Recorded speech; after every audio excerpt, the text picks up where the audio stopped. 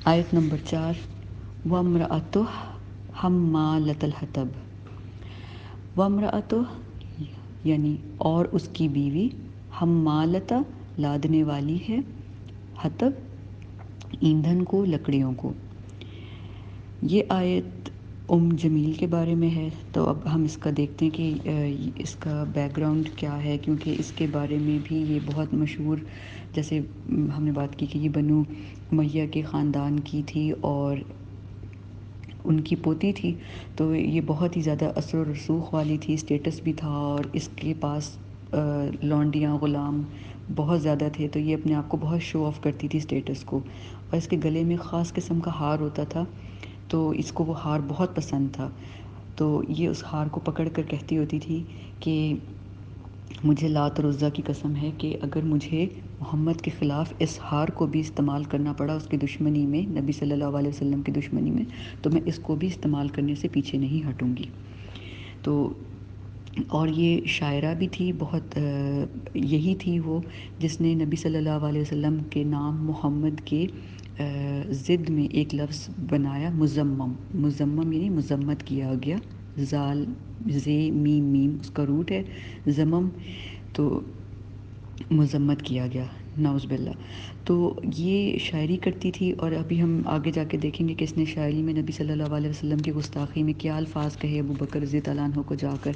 لیکن ابھی پہلے ہم روٹ ورڈز دیکھ لیتے ہیں۔ وامرأتہ میں جو واو ہے، یہ واو کنٹینیویشن ہے آیت نمبر 3 کی، یعنی آیت نمبر 3 کے اندر سیسلا نارن ذات لہب، یعنی کہ ابو لہب کو داخل کیا جائے گا آگ میں، وامرأتہ یعنی کہ اکٹھا یہ واو جو ہے جوڑ رہا ہے اینڈ اس کی وائف کو، تو یہ دونوں اسم ہیں، وامرأتہ اور ابو لہب کے لیے سیسلا، یعنی کہ ہڈن ہے ابو لہب، لیکن ہمیں پتہ ہے کہ ابو لہب کی بات ہو رہی ہے۔ تو یہ جو ہے ابو لہب اور اس کی بیوی جہنم میں داخل کیے جائیں گے، یہ اس آیت نمبر 3 کی کنٹینیویشن ہے کہ دنیا میں بھی ان کا ٹیم ورک اکٹھا تھا نبی صلی اللہ علیہ وسلم کے خلاف، تو آخرت میں بھی یہ دونوں میاں بیوی ایز اے ٹیم آخرت میں بھی جہنم میں اکٹھے جلیں گے۔ وامرأتہ، امرأہ کا روٹ ورڈ ہے میم را الف، یعنی اس کو کہتے ہیں بیوی کو یا وائف کو۔ قرآن پاک میں وائفز کے لیے 2 الفاظ آتے ہیں، زوج اور امرا۔ جب اللہ تعالیٰ نبی صلی اللہ علیہ وسلم کی ازواج کے بارے میں بات کرتے ہیں تو قرآن پاک میں ازواجک کا لفظ آتا ہے۔ حضرت آدم علیہ السلام سے اللہ تعالیٰ مخاطب ہوتے ہیں، یا آدم اسکن انت و زوجک الجنہ، آپ اور آپ کی زوجہ یعنی حضرت حوا علیہ السلام جنت میں مقیم ہوں، آرام کریں۔ پھر اللہ تعالیٰ جب حضرت زکریا علیہ السلام کی وائف کا ذکر کرتے ہیں تو کہتے ہیں امراتی آکرن، سورہ مریم کے اندر، کہ میری وائف جو ہے وہ بانجھ ہیں، ان کی اولاد نہیں ہے، اولاد نہیں ہو سکتی۔ اس کے علاوہ اللہ تعالیٰ ہمیں کہتے ہیں فرعون کے بارے میں کہ فرعون امراۃ الفرعون یعنی حضرت آسیہ علیہ السلام، تو یہ 2 لفظ ہیں زوج اور امرا قرآن پاک میں۔ جب ہم دیکھتے ہیں کہ شادی ہوتی ہے تو شادی کے 2 مقاصد ہوتے ہیں، ایک یہ کہ سکون اور ہارمنی، اور دوسرا یہ تاکہ کرپشن نہ ہو، 2 خاندان آپس میں ملیں تو سکون ہو، معاشرے میں خرابی اور فساد نہ پھیلے، اور دوسرا مقصد ہے اولاد۔ تو ایک شادی کے اندر یہ دونوں جب چیزیں ہوتی ہیں تو وہ ایک کامیاب شادی ہوتی ہے۔ یہ ہم ایک قرآن کے کانٹیکسٹ سے بات کر رہے ہیں کہ اللہ تعالیٰ جو ہمیں بتا رہے ہیں اس حساب سے، اور یہ جو ورڈز اللہ تعالیٰ چوز کرتے ہیں وہ بہت حکمت کے ساتھ استعمال کرتے ہیں۔ تو اسکالرز یہ کہتے ہیں کہ جس شادی میں سکون ہو، ہارمنی ہو اور بچے ہوں، تو اس شادی، اس بندھن کے لیے اللہ تعالیٰ نے قرآن پاک میں لفظ استعمال کیا ہے زوج، نبی صلی اللہ علیہ وسلم کی ازواج ہوں یا آدم علیہ السلام کی زوجہ کے لیے، ٹھیک ہے۔ اور اگر اس شادی میں کوئی ایک بھی چیز مسنگ ہو، جیسے امراۃ الفرعون کے پاس سب کچھ تھا لیکن کیا نہیں تھا، ایک تو ان کی اولاد نہیں تھی اور وہ شادی سے خوش نہیں تھی، کیونکہ فرعون جو تھا خود کو رب الاعلیٰ کہتا تھا تو وہ خوش نہیں تھی، تو اس لیے امراۃ الفرعون کا لفظ آیا۔ پھر حضرت زکریا علیہ السلام نے اپنی وائف کا جب ذکر کیا کہ میری وائف بچہ نہیں ہے ان کے پاس، تو اللہ تعالیٰ نے ان کے لیے یہاں پہ لفظ امرا استعمال کیا، لیکن قرآن پاک کی دوسری صورتوں میں جہاں پہ حضرت زکریا کی وائف کو اللہ تعالیٰ کہتے ہیں وَأَصْلِحْ لِي، کہ میں نے اس کو ٹھیک کر دیا، اس کی اصلاح کر دی وائف کی، وہاں پہ ان کو امرات زکریا نہیں کہا گیا، وہاں پہ زوجک، کہ ان کی زوجہ کو ٹھیک کر دیا۔ تو الفاظ اللہ تعالیٰ نے استعمال کی۔ اسی طرح ہم دیکھتے ہیں قرآن پاک میں امرات اللوت ہے، امرات النوح ہے، کیونکہ وہ اپنے شوہروں کی نافرمان تھیں، تو اس لیے وہاں پہ امرا کا لفظ استعمال ہے۔ ایک عام بیوی کے لیے امرا کا لفظ استعمال ہوتا ہے، لیکن یہ قرآن کا کانٹیکسٹ ہے، اس کو ہم نارمل ڈے کے کانٹیکسٹ میں نہیں لے سکتے، کیونکہ نارمل ڈے میں مختلف چیزیں ہوتی ہیں۔ لیکن ہم یہ سوچتے ہیں کہ اللہ تعالیٰ نے امرا کا لفظ استعمال کیوں کیا ابو لہب کی بیوی کے لیے، کیونکہ ان کی شادی میں تو ہارمنی بھی تھی، اولاد بھی تھی ان کی بہت زیادہ، یہ تو اپنی شادی میں بہت خوش تھے، لیکن اللہ تعالیٰ ہمیں بتا رہے ہیں کہ بے شک ان کی شادی کامیاب ہوگی، یہ ایک سیلیبریٹی کپل ہوں گے، لیکن اللہ کی نظر میں اس کی صرف ایک عام سی بیوی تھی، کیونکہ وہ فساد کریٹ کرتی تھی، شر سے بھری ہوئی تھی، اور جس طرح اس کا شوہر نبی صلی اللہ علیہ وسلم کے خلاف تھا، اسی طرح یہ خود شر سے بھری ہوئی تھی، تو اس لیے اس کے لیے امرا کا لفظ استعمال ہوا۔ اب نیکسٹ ورڈ ہے امرا میں، اور جو توح ہے اس کا جو ضمیر ہے، جو اشارہ ہے، وہ ابو لہب کی طرف جا رہا ہے، اس کی بیوی، امرا توح، اس کی بیوی۔ اب نیکسٹ لفظ ہے حمالتا۔ حمالتا کا روٹ ورڈ ہے حملہ، حمل یعنی کہ کسی چیز کو اٹھانا، بوجھ اٹھانا، کیری کرنا کسی چیز کو، حطب فیول، فائر ورڈ لکڑیوں کا ایندھن۔ یہ اب آپ یہ کہیں گے کہ یہ اللہ تعالیٰ کہہ رہے ہیں کہ یہ جو بیوی ہے یہ خود اٹھاتی تھی ایندھن، لیکن یہ تو ہمیں پتہ چلتا ہے ہسٹری سے کہ یہ عورت بہت امیر تھی، تو یہ کیوں اٹھائے گی ایندھن کو، لکڑیوں کو؟ تو اس کا کانٹیکسٹ یہ ہے آیت کا کہ ام جمیل کی خود بہت ساری لونڈیاں تھیں، غلام تھی، جس کو یہ حمالۃ الحطب کہتے تھے۔ حمالۃ کا مطلب ہے بار بار اٹھانا، یہ مبالغے کا صیغہ ہے، جیسے ہم کہتے ہیں خباز، خباز یعنی خباز کہتے ہیں بیکر کو جو بار بار بیکنگ کرتا ہے، بار بار بریڈ بنائی جا رہا ہے، یا وہاب، اللہ تعالیٰ بہت زیادہ گفٹ کرنے والا ہے چیزیں، تو یہ مبالغے کا صیغہ ہے۔ تو حمالتا کا مطلب ہے بہت ہی زیادہ اٹھانے والی، کیا اٹھانے والی؟ ایندھن اٹھانے والی۔ تو جو وہ عورتیں تھیں ان کو حمالتل کہتے تھے، کیونکہ ان کا کام یہی تھا، وہ لیبر طبقہ تھا، اور ان کا کام تھا کہ لکڑیاں اٹھا کے لانا، پھر دوبارہ جانا، پھر لکڑیاں لے کے آنا، کیونکہ لکڑیاں ملتی تھیں جنگل سے تو ایندھن جلتا تھا۔ تو یہ جو عورتیں تھیں، یہ گرل سلیوز جو تھیں، لونڈیاں ام جمیل کی، یہ صبح کے وقت جاتی تھی جنگلوں میں، اور یہ لکڑیاں جمع کر کے ان کو ایک رسی میں باندھ کے ان لکڑیوں کو گردن میں ڈال لیتی تھیں، ان لکڑیوں کو اپنے سر پہ رکھ لیتی تھیں، اور جو ان کی رسی ہوتی تھی ان رسی کو بل دے کر نا اپنے نیک پہ اپنی کوئل کر کے ان کو اپنی گردن میں ڈال لیتی تھی، ایک کوئل کی طرح بل دے کر، تاکہ سر کی جو لکڑیاں ہیں وہ گر نہ جائیں، کیونکہ رستہ طویل تھا۔ یہ کام وہ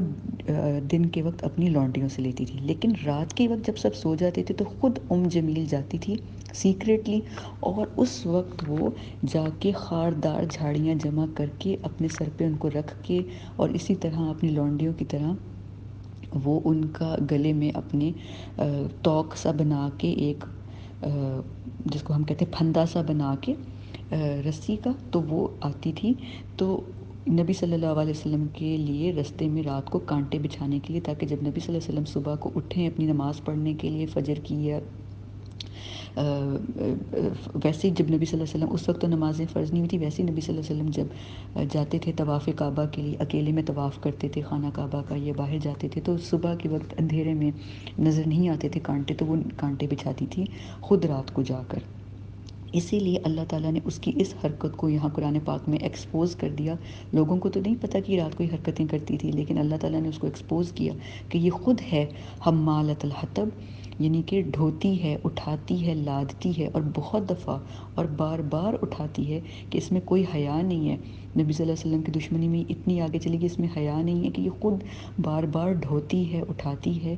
حطب کو، یعنی کہ حطب اس ایندھن کو، اس لکڑیوں کے فیول کو۔ یہ ایک اس کا معنی تھا۔ ایک اس کا معنی ہمیں یہ پتہ چلتا ہے،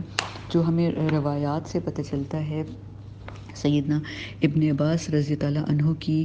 اکرمہ اور مجاہد رحمۃ اللہ علیہ، ان لوگوں کی روایات سے پتہ چلتا ہے کہ اس کی ایک اور عادت تھی کہ یہ چغلی کھاتی تھی، یعنی کہ ٹیل بیرر تھی، ایک جگہ سے دوسری جگہ افواہیں پھیلاتی تھی۔ تو یہ نبی صلی اللہ علیہ وآلہ وسلم، صحابہ کرام اور اسلام کے بارے میں جا کے لوگوں کے درمیان آگ جلاتی تھی، تو آگ جلانے سے یعنی کہ الفاظ سے جو آگ لگاتی تھی، تو اس سے کیا تھا، کانٹروورسیز بڑھ رہی تھیں، ریومر بڑھ رہی تھیں اسلام اور نبی صلی اللہ علیہ وسلم کے خلاف، اور لوگ ان کو ناپسند کرنے لگ گئے تھے۔ تو یہ جو اس کی عادت تھی، حرکت تھی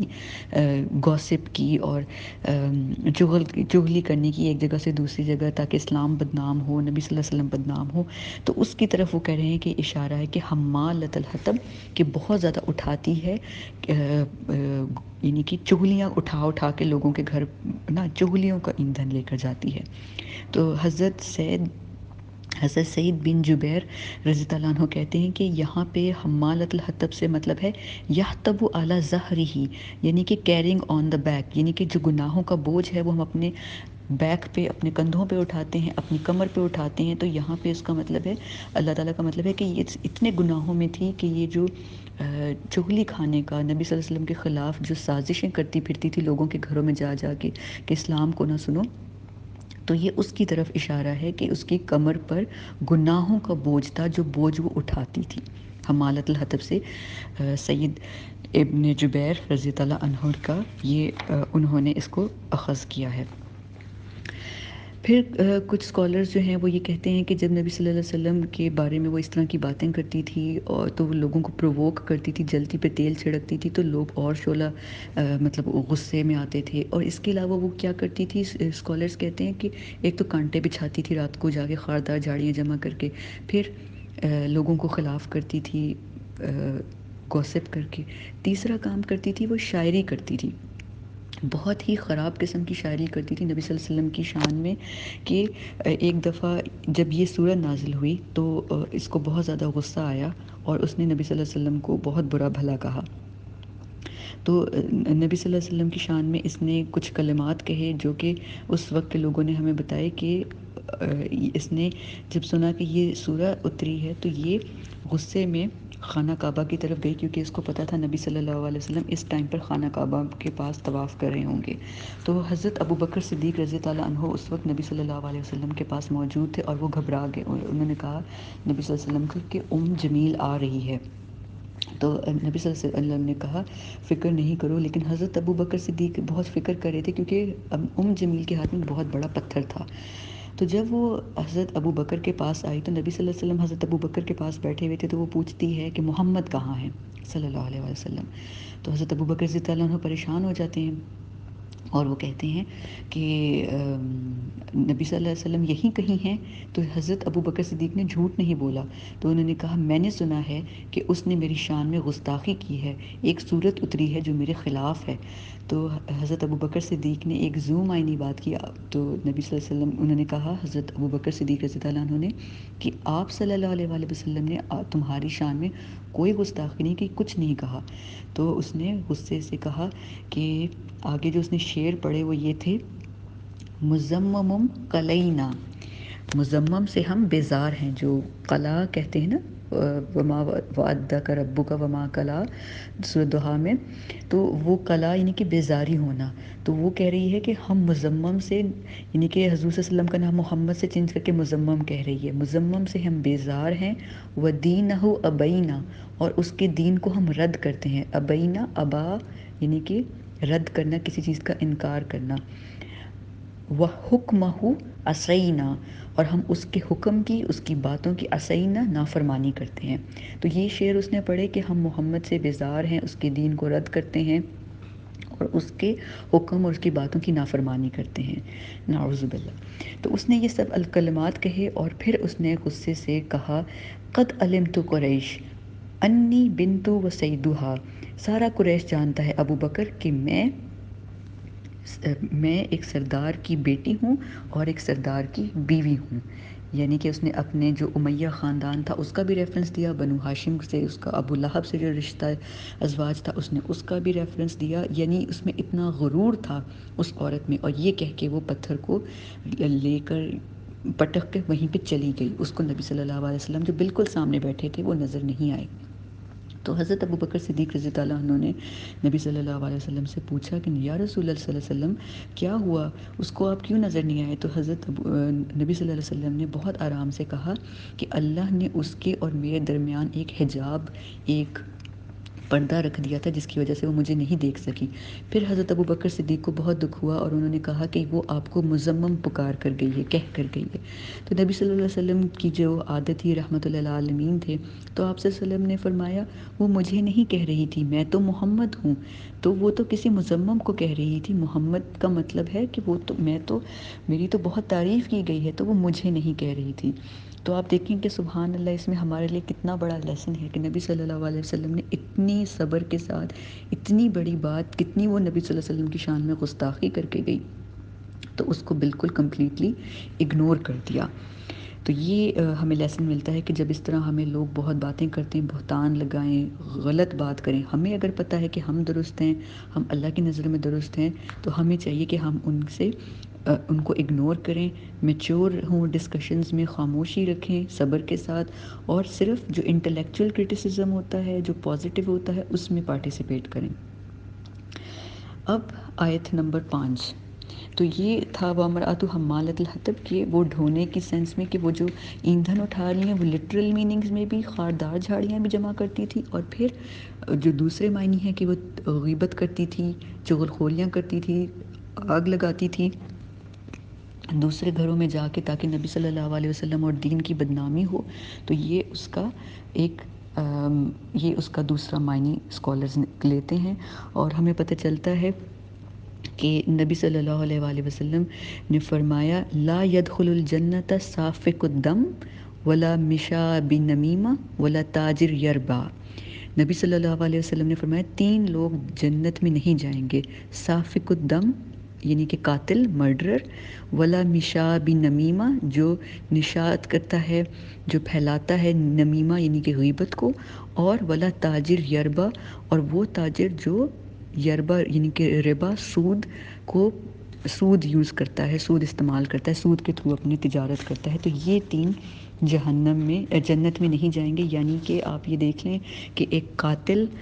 ایک چغل خور اور ایک تاجر جو سود خور تاجر ہے، وہ سب اللہ تعالیٰ نبی صلی اللہ علیہ وسلم نے ایک کیٹیگری میں بتائیں کہ یہ جنت میں داخل نہیں ہوں گے۔ اور ہم جانتے ہیں کہ نبی صلی اللہ امام قرطبی رحمۃ اللہ علیہ نے یہ بات روایت کی ہے اپنی تفسیر میں، اور آپ یہ دیکھیں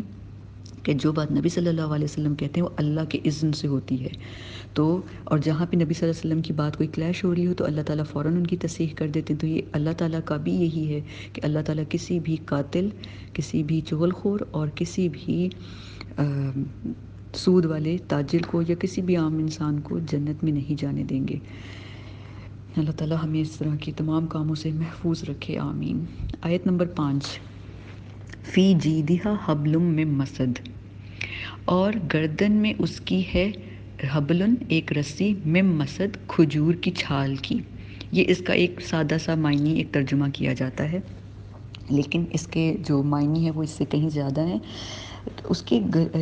2 معنی نکلتے ہیں۔ ایک تو معنی یہ ہے کہ تفسیر میں اسکالرز کہتے ہیں کہ ایک تو جو اس کی نیک میں ایک جو وہ تھا نیکلس جو وہ پہنتی تھی، وہ اس کی طرف اشارہ ہے کہ وہ نبی صلی اللہ علیہ وسلم کی نفرت میں اتنی آگے چلی گئی تھی، اور وہ کہتی تھی کہ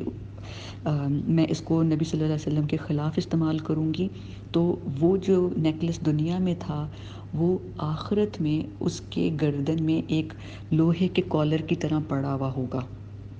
ایک رسی کی طرح جو مسد کی ہے۔ مسد صرف ایک کھجور کی چھال نہیں ہے، مسد کے معنی اسکالرز کہتے ہیں کہ یہ آئرن کے لیے بھی استعمال ہوتا ہے، لوہے کے لیے۔ تو ایک اس کا یہ معنی ہے، اور دوسرا اس کا معنی جو اسکالرز لیتے ہیں وہ یہ ہیں کہ وہ جو توق اپنے گلے میں پہنتی تھی، ایک بل ڈال کر خاردار جھاڑیوں کو سر پہ رکھتی تھی رات کے وقت، اور جو گلے کے اندر اس کا پھندا سا ڈالتی تھی، وہی پھندا قیامت کے دن، یہ ایک فیوچر کی بات ہے نا، فی جیدہا، اور اس کے گردن میں ایک چھال کی رسی ہے، یعنی کہ یہ ایک فیوچر کی بات اللہ تعالیٰ بتا رہے ہیں کہ اس طرح وہ ویژولائز کریں آپ، کہ اس کے گلے میں جو وہ رسی ہے نا، وہ رسی جو ہے اصل میں وہ ایک وہ رسی جس کے لیے وہ نبی صلی اللہ علیہ وسلم کے لیے استعمال کرتی تھی ان تک ایندھن پہنچانے کے لیے، یعنی کہ نبی صلی اللہ علیہ وسلم کے راستے میں خاردار جھاڑیاں بچھانے کے لیے، وہ وہی رسی کا پھندا قیامت کے دن اس کے گردن میں آپ لوگ دیکھیں گے. لیکن وہ جو اللہ تعالیٰ کا توق ہوگا، جو اللہ تعالیٰ نے موٹا، حبل کہتے ہیں موٹی رسی کو، ایک بہت ہی تھک ووون رسی، ایک رسی ہوتی ہے، اور لیکن جو جیسے چٹیا کرتے ہیں کسی چیز کی، تو جب چٹیا کر کر کے اس کو بار بار بل دیتے ہیں وہ چیز اور اسٹرانگ ہوتی جاتی ہے، تو اس کے گلے میں وہ توق ہوگا قیامت کے دن. تو یہ جو نیکلس ہے یہ بھی اس کا گلے کا توق بنے گا. اور جو وہ برانچز اکٹھی کرتی تھی، وہ برانچز جو ہیں وہ جائیں گی ایندھن، وہ اپنے شوہر کے لیے آگ میں ڈالے گی، اس کے شوہر اور آگ میں چلے گا. اور وہ جو اس کے گردن میں توق ہے اس کے اندر وہ خود چوک ہوگی، پھر وہ زندہ کی جائے گی، پھر دوبارہ چوک ہوگی. جو کالر ہے وہ اس کے ساتھ اس کو بار بار چوکنگ افیکٹ ہوگا. تو یہ ہمیں پتہ چلتا ہے ہسٹری سے کہ جب اس کی ڈیتھ ہوئی ہے تو وہ بھی اس طرح ہوئی ہے کہ یہ ایک دن رات کو جنگل میں جب جمع کرنے گئی ہے لکڑیاں، تو یہ بیٹھ گئی، اور جب یہ بیٹھی تو لکڑیاں اس کے سر سے گریں کیونکہ یہ تھکی ہوئی تھی. تو جب وہ گری ہیں تو انہوں نے پھندے کو ٹائٹلی بند کر دیا، تو یہ گر کے چوک ہو کر وہیں پہ اس کی ڈیتھ ہوئی ہے چوکنگ کی وجہ سے، کیونکہ وہ پھندا بن گئی تھی. تو یہ، اور آخرت میں اللہ تعالیٰ نے ہمیں اس کا انجام بتا دیا ہے کہ یہ اس طرح اس کا انجام ہوگا کہ اس کی گردن میں یہ ایک پھندا ہوگا. تو روٹ ورڈز دیکھ لیتے ہیں. فی، اس میں کسی چیز کے اندر، فی انسائڈ، جیدی ہا اس کی یعنی کہ جمیل کی جید گردن میں. جید کہتے ہیں جیم یا دال، اس کا روٹ ورڈ ہے نیک کو. اور یہ ہر ایک کی نیک نہیں ہے، یہ ایک خاتون کی نیک ہوتی ہے، ایک عورت کی نیک کا ٹاپ حصہ جس پر وہ جب زیور پہنتی ہے، ہار بیٹھتی ہے، تو چیسٹ کا جو ٹاپ کا فرنٹ پارٹ ہے جس پہ نیکلس آگے سیٹ ہوتا ہے امیر عورتوں کا، اس کو جید کہتے ہیں. اس کے علاوہ قرآن پاک میں گردن کے لیے اور الفاظ جو آئے ہیں وہ ہے عنق. عنق عربی میں کہتے ہیں گردن کے پچھلے حصے کو. لیکن جو ہے ایک اور لفظ ہے رقبہ. رقبہ پوری کی پوری گردن کو رقبہ کہتے ہیں، جیسے ہم سورۃ النساء میں آتا ہے فتحریر الرقبہ، آیت نمبر 92، سورہ نساء کی آیت نمبر 92 میں اللہ تعالیٰ کہتے ہیں فتحریر الرقبہ، گردن چھڑانے والے، یعنی کہ غلام آزاد کرنا. غلاموں کی گردنیں جکڑی ہوتی ہیں، وہ یعنی کہ سب کے کہنے کار ہوتے ہیں، تو یعنی کہ غلاموں کو آزاد کرانے کی بات ہے. تو اس میں فتحریر، تحریر مطلب آزاد کرانا، رقبہ گردنوں کو یعنی کہ غلاموں کو چھڑانا.